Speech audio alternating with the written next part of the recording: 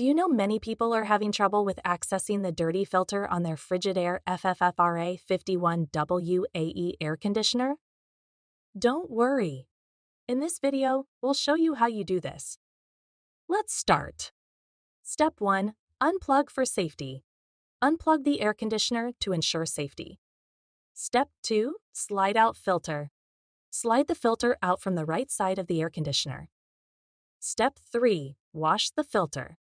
Wash the filter with warm water and liquid dishwashing detergent. Rinse thoroughly and shake off excess water. Step 4. Dry filter completely. Let the filter dry completely before placing it back. Step 5. Clean cabinet. Clean the cabinet and front with a damp cloth and mild detergent, then rinse. Step 6. Avoid harsh cleaners. Avoid using harsh cleaners, wax, or polish on the cabinet front. By following these steps, you should be able to remove the cover and clean the filter with ease. Still need help? Visit our website for the complete manual. There you will also find questions and answers from other Frigidaire users.